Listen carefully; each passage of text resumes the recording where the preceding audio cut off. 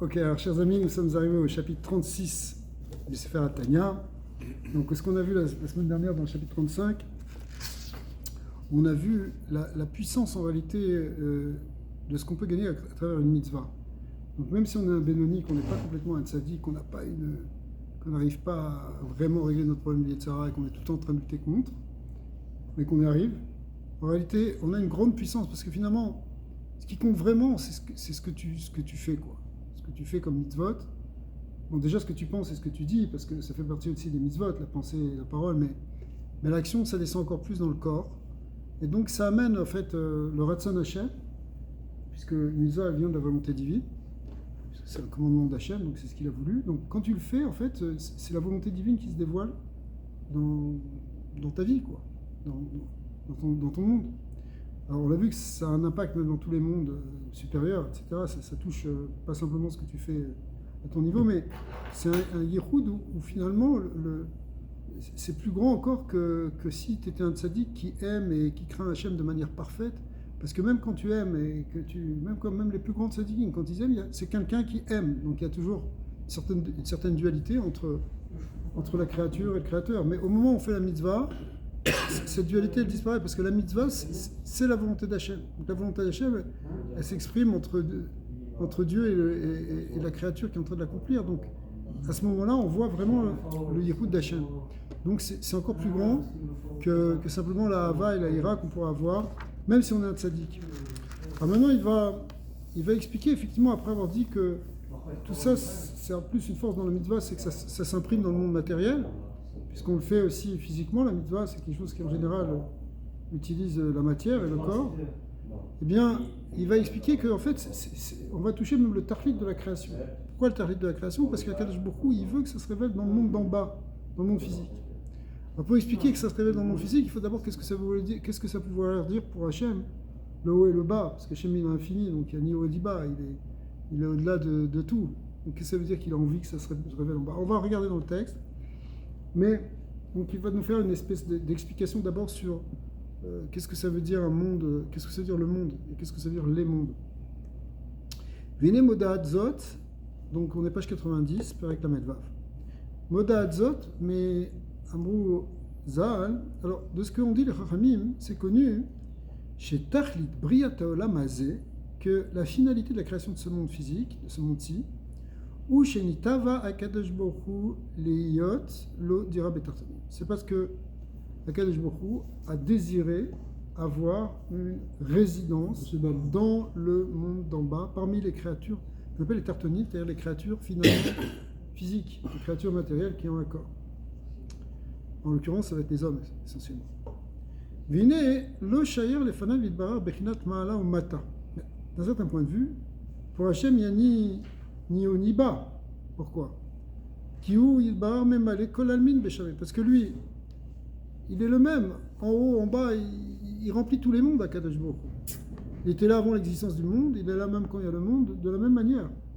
C'est ce qu'il va expliquer. C'est-à-dire, il va expliquer en d'autres termes, pour ceux qui connaissent un peu le terme, que le tzimtzum, c'est-à-dire le voilement d'Hachem, c'est pas que Dieu il s'est retiré, c'est qu'il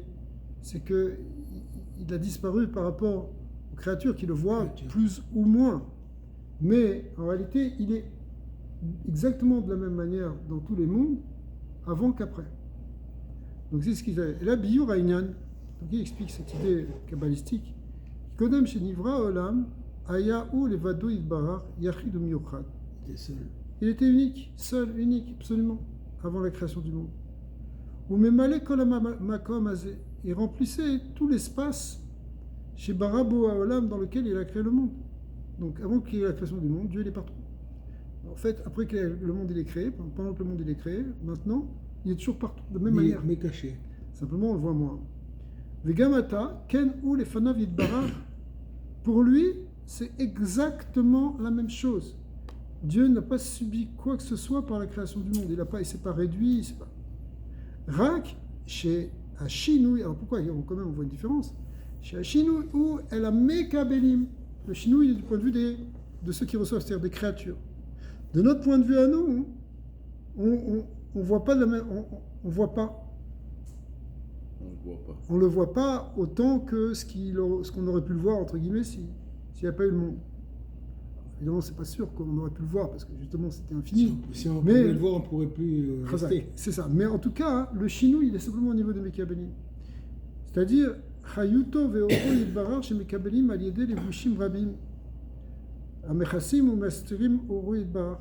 En réalité, parce qu'on reçoit une vitalité, on reçoit sa lumière, on la reçoit à travers des écrans, à travers des vêtements, des filtres. C'est comme si la lumière d'Hachem, elle est partout, sauf que nous, on a des lunettes de soleil qui fait qu'on la voit pas, qu'on la voit moins. Elle est filtrée pour qu'on puisse justement y regarder. C'est comme quelqu'un qui a les yeux très fragiles, il faut qu'il mette des lunettes très épaisses de soleil très sombres, sinon il risque de se brûler la rétine. Alors c'est pareil, nous aussi, à Kadosh Baruch Hu, il nous a mis des lunettes très sombres, pour pas qu'on voit toute sa lumière, on n'en voit qu'un tout petit peu. Indirectement. Et indirectement. Donc, Mechassim ou Mastirim oro yidbarar, qui dirtive, kilo yarainea adam vachai. Comme le passage qui dit, un homme ne peut pas me voir et vivre, et rester vivant. Pourquoi? Parce que c'est trop fort. Kedi Pirshu Rabbeinu Zal, comme nos maîtres ont expliqué, chez Afilu Malachim, Anikrim Chayot, même les Malachim les plus élevés, les Chayot HaKodesh, les saints anges, En Rohim, ils ne voient pas. Ils ne voient pas, Hazak. Mais Zéouinyan, pourquoi ils ne voient pas? Parce que Akadosh Baruch Hu les a fait comme ça. Il les a mis dans un plan, dans un monde, on ne peut pas voir. En fait, si on voyait, on disparaîtrait dans la lumière. Exactement. C'est trop fort. C'est ça ce qu'on appelle l'enchaînement des mondes, c'est-à-dire passer des mondes les plus élevés, les plus spirituels, jusqu'au monde le plus matériel. L'Aishtal Shelut, c'est-à-dire l'enchaînement des mondes. C'est tous les degrés de Olamot. Veiridata mi madriga les madriga. C'est une descente de degré en degré. À l'idée, ribouille à levushim. En fait, qu'est-ce qui fait qu'un monde est plus élevé que l'autre? C'est parce qu'il a moins de vêtements qui filtrent la lumière divine. Et plus tu descends dans l'échelle des mondes, tu t'approches du monde matériel, plus les vêtements ils sont épais. Si tu mets une tenture tellement épaisse que la lumière ne passe pratiquement plus. Donc, Aliédé ribouille alevushim amastirim à or. Donc, c'est en fait c'est ce qui voile la lumière et la vitalité chez Mimeno Yidbarach qui vient d'Hachem. Ad shenivra olamazé agashmi, jusqu'à permettre l'existence, effectivement, la création du monde matériel. Berchumari, physique, mamash. Veu atarton bemadrega, c'est lui le plus bas dans les degrés. Shen tarton mimata, les mata mimeno. Il n'y a pas plus bas que le monde physique. Le monde physique, c'est le degré dernier. En réalité, c'est le tzimtzum le plus grand. C'est là où il y a le plus de voilement. C'est là où il y a le plus de vêtements qui voilent la lumière et la vitalité d'Hachem. Donc, Be'inyan Esther Oro Yidbarach Vechosher Kaful Meroupal. En fait, c'est ce qu'il y a de plus bas au niveau du voilement de la lumière de Dieu et de l'obscurité, c'est le monde le plus obscur, qui est Kaful Meroupal, c'est-à-dire double et quadruple. Hachiu Malek Klipot, à tel point et tellement de voilement de lumière que ça laisse la place à ce qu'on appelle les Klipot, qui sont les forces du mal. Les forces du mal qui sont, entre guillemets, qui s'opposent à Dieu. Elles s'opposent à Dieu, elles ont une possibilité d'exister parce qu'il y a un voilement de la lumière d'Hachem. Donc ça s'appelle Klipot, Vesitra Achara, c'est-à-dire les forces de l'autre côté par rapport à la Kedusha, c'est-à-dire le contraire de la Kedusha, c'est les forces de la Touma. Neged Hashem Mamash, ils sont contre Hashem, c'est des forces finalement, Akadosh Baruch Hu il a créé, qui se retournent contre lui. C'est voulu évidemment. Mais ce sont des forces qui sont qui voilent tellement qu'elles rejettent même la lumière aussi. C'est pas simplement que c'est un écran qui va être épais, c'est un écran qui va empêcher complètement la lumière, qui va la refuser totalement. Donc dans le Olam Hazé physique, il y a beaucoup d'écrans, et il y a des endroits où il y a tellement d'écrans qu'il y a la sitracha, il y a la force du mal. Shen Ged Hashem Amash, Lomar Ani Vefes Veafsi Od. C'est-à-dire, arrive à un point où cette force, la sitracha, il dit moi je me suis fait moi-même et tout le reste ça vaut rien. C'est pour ça que tu peux avoir des empereurs qui se prennent pour des dieux. D'accord, Paro, Nabucodonosor, Titus, ce sont des gens, Napoléon, des gens qui se prenaient pour des dieux, pour des êtres divins, parce qu'ils n'ont même pas besoin du créateur. Ah, tu es une créature, pourtant c'est un dieu qui a créé le monde. Non. Moi j'existe tellement, il repousse la lumière divine qu'il la voit plus du tout. Qui se prend lui-même pour sa propre source, la propre source de sa propre création. והנה תכלית השתלשלות העולמות וירידתם ממדרגה למדרגה, אין בשביל עולמות עליונים. Alors, cette descente de monde en monde et de degré en degré, elle n'est pas là pour les mondes supérieurs. Oil velehem yirida meo panav yidbara. Et là, hein, parce que pour eux, c'est simplement une descente de lumière, mais on n'a pas encore vu l'utilité. Par contre, le but, à Tachlit ou à Olam Hazeh, c'est-à-dire qu'Hachem, il a fait tout ce système de monde, ça va des plus spirituels jusqu'au monde matériel, on a vu, il y a même un dévoilement total, complet de la lumière. Et le but, c'est effectivement d'arriver à ce monde physique. Pourquoi hein? Et là, Tachlit ou Olam Hazeh, à Tarton, Shekar ala birsono yedbara, liot nachat roa lefanav, yedbara. Parce qu'en réalité, alors ça, c'est dans la volonté d'Hachem, à la limite, c'est même pas quelque chose qu'on peut comprendre, discuter. Mais Hachem, il a eu un plaisir de ce retournement, de cet écrasement de la Sitra Achara, ce qu'on appelle Kadit Kafia Sitra Achara, Veitaper Chashura Lenora, lorsque il y a la Sitra Achara qui est soumise, forces du mal qui sont écrasées, et ensuite que l'obscurité est transformée en lumière, ce sont les deux étapes, donc on appelle couramment It Kafia Veitapra, Itkafia voulant dire dominer, soumettre, et Itafra c'est transformer. Il y a un moment où d'abord il faut rejeter, repousser la force du mal, et deuxièmement niveau c'est la transformer en quelque chose de positif.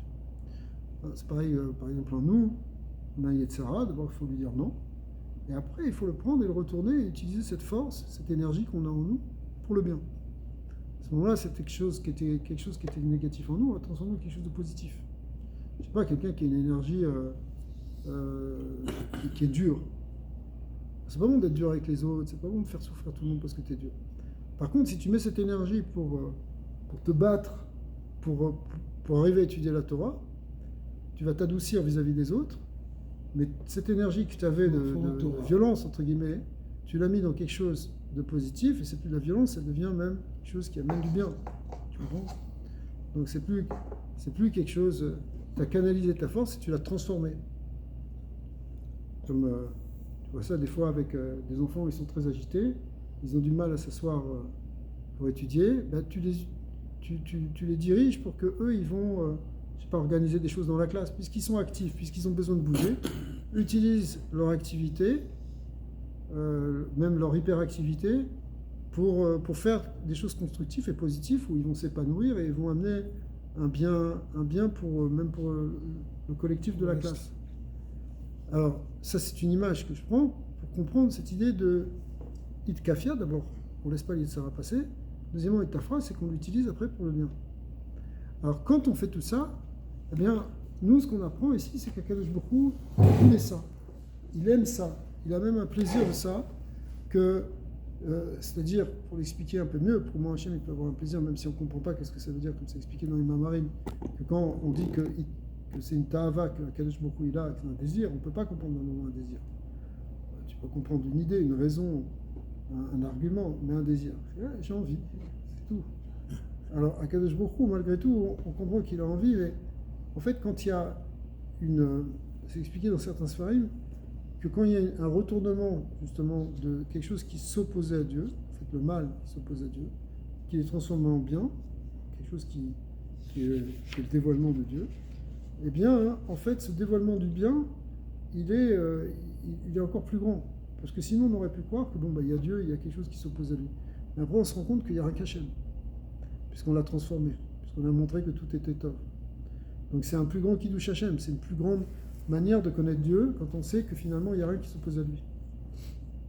Donc pour qu'il y ait rien qui s'oppose à lui, il faut qu'il y ait d'abord quelque chose qui se soit opposé, et qu'après on montre que finalement ça ne s'oppose pas. Il faut enlever la clipa. Voilà, il faut enlever la clipa et même la transformer. C'est-à-dire que le rocher au départ, l'obscurité, c'est quelque chose de négatif. Mais quand tu le transformes en or, c'est un or qui est encore plus grand. C'est un or qui est plus grand même que le rocher, que le or normal. C'est un or abamina rocher. Donc c'est ce qu'il appelle ici Itkafia Sitracha Vitafra Chashura Leneora. Il y a le rocher est transformé en or. Sheyei, c'est-à-dire l'obscurité en lumière. Sheyei or Hashem En Sof Baruch Hu Bemakom HaChosher. la Sitracha. En fait, c'est la lumière de l'Ensof Baruch Hu qui va briller dans l'endroit d'obscurité de la Sitracha.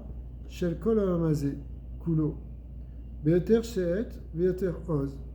Donc il va briller avec encore plus de force, plus de puissance. V'yitron Or Min HaChosher, Me'erato Be'olamot HaElyonim, Shemeriv Sham Al-Yede Levushim, Ve'ester Panim, Amastirim U'Ma'almim Or Ensof Baruch Hu, Shelo Yibatlu Be'metziut.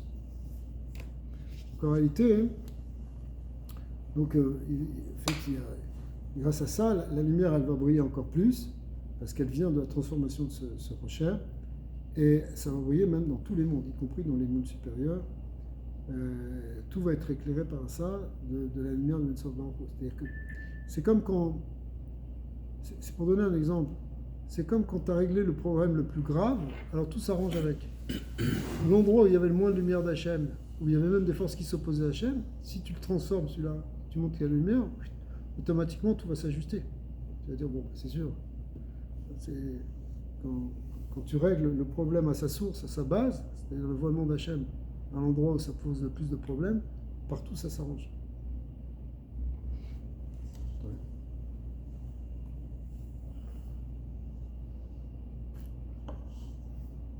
Alors, pour arriver à ça, on avait besoin en fait de la Torah.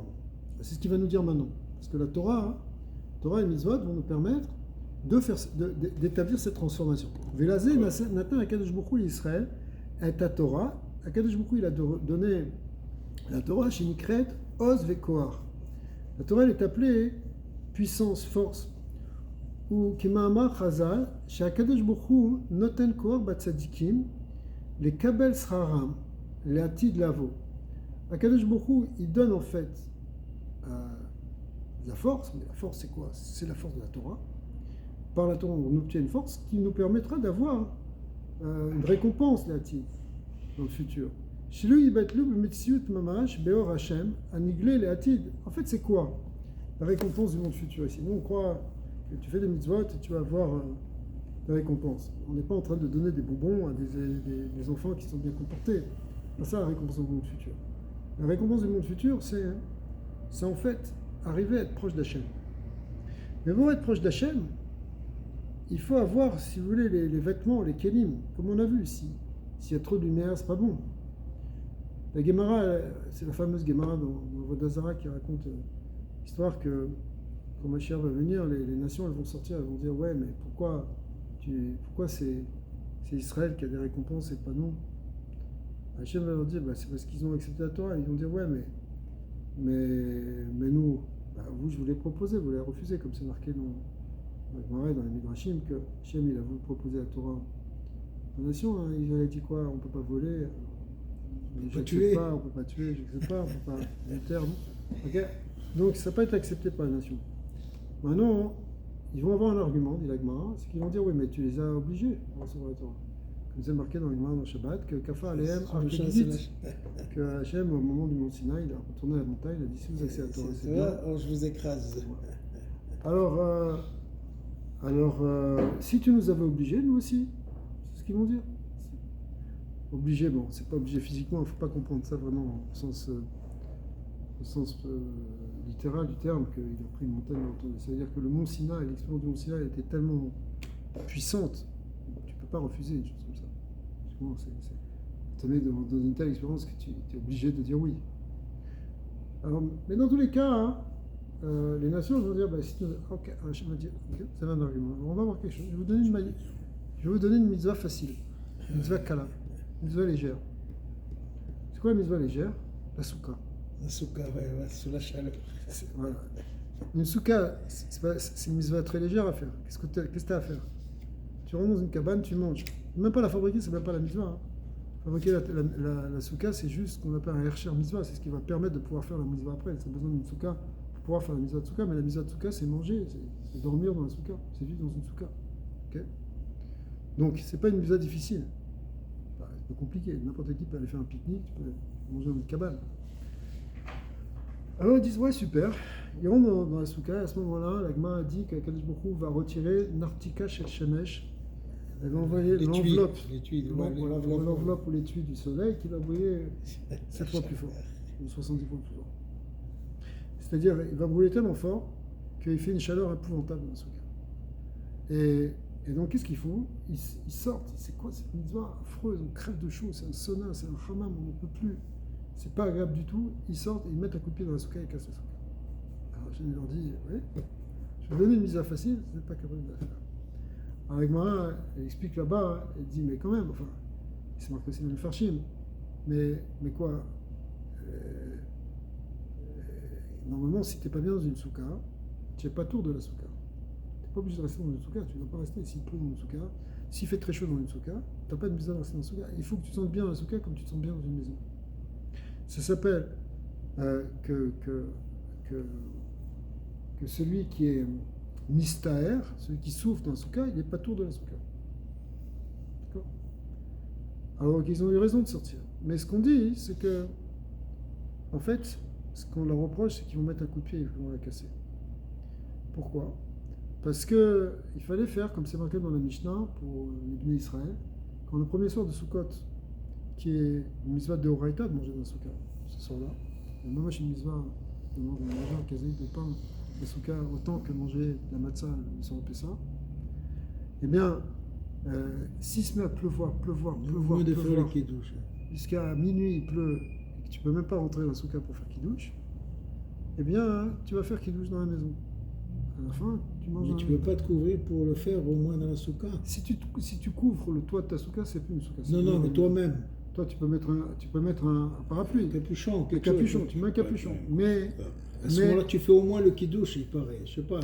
Alors, on peut discuter de ça sur la halakha, mais le din, c'est que normalement, si tu es mitztaher, pas. Ah, ok. Beaucoup de poskim, ils vont dire, même si tu mets un kawé, nous on fait comme ça avec Chabad. Même s'il pleut, il neige, on va manger dedans. Mais c'est pas ça le commun de la halakha, c'est pas en général comme ça. Le commun de la halakha, c'est que s'il pleut vraiment, bah, tu restes pas dans une souka. C'est comme si tu es dans une maison où il pleut, il y a des trous, il pleut. Tu ne vas pas, tu vas dormir chez ton voisin. Tu comprends? Tu ne peux pas dormir dans un endroit où il pleut. Pas manger. Si ta soupe elle se refroidit dès que tu commences à manger une cuillère, c'est que c'est pas bon. Donc, la halakha est que tu sors. Mais la Mishnah, elle dit, à ce moment-là, on sort comme un serviteur qui aurait amené un broc d'eau pour servir son maître, qui lui avait demandé de la boire. Et qu'est-ce qu'il fait le maître au lieu de prendre le broc d'eau, et au lieu de recevoir de l'eau et de prendre un verre pour boire d'eau, il prend le pichet et il le jette sur la tête du serviteur. Oh, choc! Ouais, toi, tu as préparé pendant une semaine souka, tu l'as décoré, tu as acheté, tu as fait des courses, tu as cuisiné, tu es content, tu as pris les enfants, les trucs. Tac! Qu'est-ce qui se passe? Il pleut, tu ne peux pas rester dans le souka, alors tu as perdu? Eh bien oui. Et qu'est-ce qu'il fait le serviteur ici? Il sort humblement à reculons et il ne se plaint pas. Ici, le serviteur, si le maître il veut pas, il sort, tu ne casses pas le souka. Alors, de là, on apprend la Mida d'Israël par rapport à la Mida de Mission. Mais, pourquoi j'ai amené tout ça? Parce que c'est ça le sujet ici. C'est que, au moment justement de Mashiach, en fait, là-bas dans la note, il dit que ça va être plutôt même au 7e millénaire. En fait, il y a un tel dévoilement de lumière qui est imagé ici dans cette Agada par le fait que Dieu, il enlève l'étui du soleil, il enlève son enveloppe. C'est ce qui arrive maintenant. Ouais, avec la couche d'ozone. Okay. C'est pas ça, ils ont dit même il va y avoir 1 degré de plus, je ne sais pas quoi, dans le monde entier. Il y a un réchauffement matériel. Bien réchauffé. Mais ce n'est pas seulement ici au niveau physique, bien que tu as raison, c'est probablement un signe, mais c'est aussi au niveau spirituel. C'est-à-dire que quand la lumière d'Hachem, elle se révèle, c'est-à-dire quoi? C'est quoi la lumière d'Hachem qui se révèle? C'est-à-dire la connaissance de Dieu, la connaissance du Hémet. Et les nations, au départ, elles ne sont pas contentes. Elles ne peuvent pas supporter. Par contre, celui qui a fait les mitzvot, celui qui s'est préparé pendant tout ce temps du Galout, pendant plus de 2000 ans, eh bien, c'était avec l'Israël. Eux, ils ont préparé les vêtements pour recevoir ça. On est capable. En fait, c'est quoi les vêtements? C'est l'humilité qui manquait justement à celui qui a cassé la souka. Et c'est l'humilité, la nava qu'il avait, ce serviteur, qui est venu amener un verre d'eau et qui est ressorti à reculons. Donc en réalité, si vous voulez, ces midotes-là, c'est les levushim en même temps. C'est les vêtements qui nous permettent de recevoir la lumière qui se dévoile de manière intense, la petite Davo. Mais quand on est capable de la recevoir, cette lumière, c'est le plus grand cadeau. Parce qu'en fait, qu'est-ce qu'on veut dans le Lamama? C'est pas une lumière qui va nous brûler, mais c'est une lumière qui va nous donner une vitalité extraordinaire. Celle d'après Triat Hametim. Quand on va venir, on va baigner dans la lumière d'Hachem, mais on sera capable de la recevoir. voyez? Mais on ne peut jamais enlever cette clipa finalement au complet. Voyant qu'il y a des grandes sadikim qui étudient encore la Torah, ça veut dire qu'eux aussi, ils ont une clipa. Non, la clipa du monde, elle va être retirée complètement au moment de Triat Amitim. C'est marqué Bila Amavet le Netza. À ce moment-là, hein, au moment de la Triat Amitim, la force de la mort, c'est-à-dire la force de la clipa, la force de Sitracha, elle va être totalement Ve'evir et Ruach Atuma Mina Haaretz. Hachem il dit j'enlèverai le Ruach Atuma, l'esprit d'impureté, toute la Touma, toute la clipa, je l'enlèverai de la terre. C'est que Hachem qui va enlever ça à la fin. Mais en attendant, nous, à chaque fois que tu fais un travail en toi et que tu repousses un Yetzirah, tu parises de la clipa. Ça aide, tu participes. Notre challenge. C'est pour ça qu'aujourd'hui, le Israël se bat contre les forces de clipa, il y a Gaza, etc. Chacun qui fait un effort ici, qui fait un Télim en plus, qui fait une page de Torah, qui fait une mitzvah, il donne des forces à la Gdusha, parce qu'il repousse la force de la clipa générale. Alors c'est pour ça alors pas grave, commencer par qu'Akadosh Baruch Hu, c'est pour ça qu'il nous a donné ce Kohar qui est la Torah. La Torah est appelée Oz ve Kohar. Eh bien Hachem il nous l'a donné pour avoir la force de lutter contre la Sitracha et se préparer du coup à recevoir la vraie lumière d'Hachem. Jusqu'à un point où finalement on pourra recevoir sans les Vushim, on pourra recevoir directement la lumière de Dieu parce qu'on sera tellement fin, tellement affiné. Donc c'est ce qu'il dit, Sarah Lavo. Celui de Batlu Bemitsiut Mamash, Beor Hashem, Venigle Leatid, Blishum les Vouches, même les Hatid, ça va se dévoiler à un moment de manière directe, ce qu'on ne voit pas aujourd'hui parce que c'est caché dans le monde matériel. Finalement, ça se verra même dans le monde matériel, c'est ce qu'il va expliquer maintenant. Comme c'est marqué, le Kanef, On Moricha, c'est-à-dire ton maître ne se voilera plus. Pirouche, chez lui, Kassé Mimcha, Bekanaf ou les Vouches, il ne se mettra plus sous un vêtement, sous une aile. Ce seront tes yeux qui verront ton maître. C'est-à-dire, il n'y aura plus d'écran. Mais pour ça, il faut être prêt. Urtiv qui aïn be'aïn yiru kol basar, que d'œil à œil, c'est-à-dire avec une vue physique, les créatures verront Hachem. Urtiv lo yé lecha od hashemesh laor yomam. Qui Hachem yelecha leor olam. Un verset magnifique qui te dit c'est plus le soleil qui va t'éclairer, ce sera Hachem, la lumière d'Hachem qui va t'éclairer. Venoda chez Imot HaMashiach. C'est connu que donc le temps de Mashiach, Bifrat que chez Chiyu Ametim, à plus forte raison après Triat Ametim, qui est une étape qui vient après Mashiach. Em tachlit veshlemut briot olamazé. En réalité, c'est le but, la finalité, on sait que c'est même la perfection de la création du seul monde. C'est-à-dire que le monde, il n'a pas été créé pour simplement s'arrêter au monde tel qu'il est aujourd'hui. Il a été créé pour arriver à une certaine étape qui viendra après Triat Ametim. Donc il n'y aura plus les forces du mal, quand la force de la Klippa aura disparu. D'accord ? Donc, chez les Karnivrou Mitrilato. Alors il dit dans une petite note ici, Vekabalat Srar Ikaro Be'elef Hashvi. En fait, la récompense, on l'aura essentiellement dans le 7e millénaire. C'est-à-dire encore après Triat Ametim. Triat Ametim, ça vient... La veille du 7e millénaire, non ? Voilà. Triat Ametim, ça vient vers la fin du 6e. C'est ça. Exact. On est prêt. Veivam varaya leolamim me'einze beshat matan Torah. En fait, cet état qu'on obtiendra à ce moment-là, on l'a déjà connu. À un moment. Pratiquement la même chose. Quand ? Au moment de Matan Torah, sur le Har Sinaï. On se prépare à Shavuot, c'est bon de savoir ça, qu'au moment de Matan Torah, on était déjà dans cet état qu'on récupérera après Triat Ametim. Ils ont eu aussi Triat Ametim eux-mêmes. Pour ceux qui leurs âmes sont envolées. Exact. C'est ce qu'on va voir maintenant. Comme c'est qui dit Ata oreta la date. Littéralement, toi, tu as montré à connaître, tu as fait voir qui Hachem ou Elohim. C'est-à-dire, tu nous as montré pour qu'on comprenne que Hachem, c'est lui le Dieu. C'est-à-dire le Yichud Hachem. En on milvado, qu'il n'y a personne d'autre que lui. Alors, l'Admorazekem reprend ce verset qu'on dit quand on ouvre la Torah. Ata, areta, ladat, qui Hachem ou Elohim. D'accord ? Areta, c'est la Shon Areta Mamash. On est à la première des grandes lignes, en bas après la note. Areta Mamash, c'est-à-dire tu as montré Mamash, c'est-à-dire qu'au moment de Matan Torah, on a vu, il y a eu une vision du divin. Bereya Rushit, et pas une vision simplement purement intellectuelle, mais Rushit, c'est-à-dire au niveau des sens. Au niveau de la sens de la vue, qui est dirtiv, Vechol Ha'am Roim et Akolot.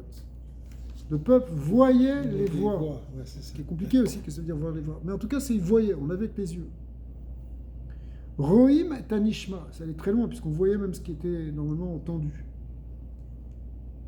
Au Pirouchou, Ramenuzal, les Chachamim, ils ont expliqué Mistaklim les Mizrar, Veshomim et Adibour, Yotse Anochi. Qu'est-ce que ça veut dire? Vous voyez ce qu'ils entendaient? C'est qu'en fait, ils regardaient par exemple vers l'Est, et ils entendaient la parole qui sortait de l'Est et qui disait Anochi.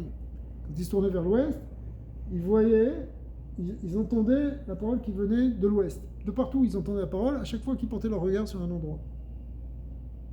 Mais le point ici qui relève le Morazaken, c'est cette idée de voir quasiment Les physiquement. voix. Ouais, Voir mais c'est les surtout voix. d'utiliser notre vue de manière physique. C'est-à-dire c'est ce qu'on vivra après Triat Hametim, on l'a déjà expérimenté au moment de Matan Torah. V'chen arba ruchot, c'était vrai dans toutes les directions. Les Maala ou le Mata, on entendait en haut, en bas, on voyait partout Hachem, partout, de toutes les directions tu vois le divin, t'es entouré complètement. C'est-à-dire tes sens, ils perçoivent un autre niveau. C'est l'autre madriga là. Ça veut dire ici, tourne à droite et à gauche, et au top. Tu vois Hachem, Le même Hachem, il est partout. tu le vois partout. C'est même parce que tu as tourné ta tête à gauche que tu Exact. vois à gauche. Exact. Ça s'appelle Roim et Akolet, Roim et Anishma. Au Pirouche Chazal, Mestakmin, ok, on avait. Vechen Arba Ruchot, ou le Maala ou le Mata.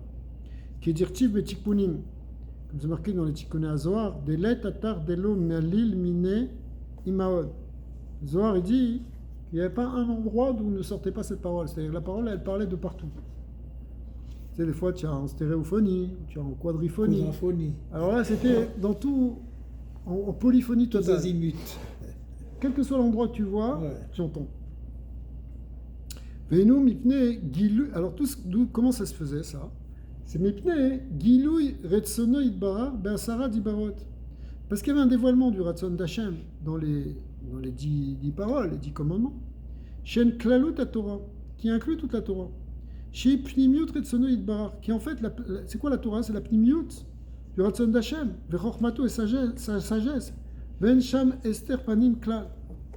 Et il n'y a pas de ester panim du tout. Ki Moshe Katuv, ki beor panecha natata lanu Torat chayim. Comme c'est marqué, ki beor panecha, c'est à la lumière de ton visage. Natata lanu Torat chayim, tu nous as donné une Torah de chayim. Velechen ayu betelim. Bemetziut mamash. C'est pour ça, ils étaient Batel Bemetziut, c'est-à-dire que leur existence elle s'est annulée totalement. Qui est Mahamar Chazal, Shalkol Dibour Pachanishmatin, que chaque parole qu'ils entendaient, leur neshama elle décollait. C'est-à-dire quoi elle décollait? C'est une forme de mort. Hop, c'est quoi la neshama qui quitte le corps? Normalement c'est la mort. Mais bon, qu'est-ce qu'a faisait Hachem? Il les ressuscitait, d'accord? Pacha Nishmatin, et là, chez Zira Kadesh Bokhu Lahem, Betal Shatid les Achayot Bo et Amitim. Il leur déversait dessus une rosée de résurrection, celle par laquelle il va ressusciter les Hatid, les morts. Tal Torah, c'est quoi cette rosée? En fait, c'est la rosée de la Torah. Chez Nikra Oz, qui est appelée la force, qui nous donnait une force de résurrection. Kema'amar Chazal, comme les Rabbeinu Zal, comme les Chachamim ils ont dit, Kol ha'osek b'Torah, tal Torah mechayeo. Toute personne qui étudie la Torah, eh bien la rosée de la Torah le ressuscite ou lui fait vivre. Rak shecharkar gara machet. Alors, donc ils étaient arrivés dans un niveau nifla. Au moment du Har Sinaï, c'était un moment extraordinaire, puisqu'on a vécu l'expérience de Triat Hametim. On était déjà dans une période post-messianique. Ok? Mais pourquoi c'est pas resté là? Pourquoi après on est revenu dans l'état dans lequel on se trouve actuellement? Ils auraient dû rester là. En réalité, ils auraient pu rester dans ce niveau-là. Sauf qu'il y a eu un petit problème. 40 jours après, qu'est-ce qu'il y a eu? Le veau. Exact. Le veau d'or. Et comme il y a eu le veau d'or, c'est-à-dire qu'ils sont retombés, en fait, ils ont perdu tout ce niveau-là. Donc,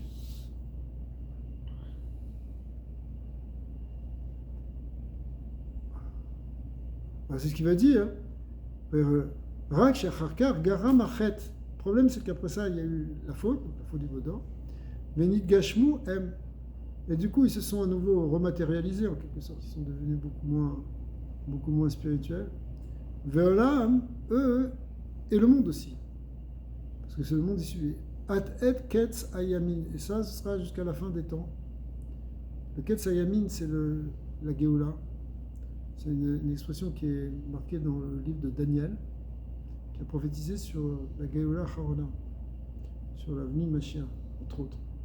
Et il dit, en fait, là-bas, il parle de ce terme de Ketz Hayamin, la fin des jours, qui en fait né du Gilouï de Mashiach et de Triat HaMetim.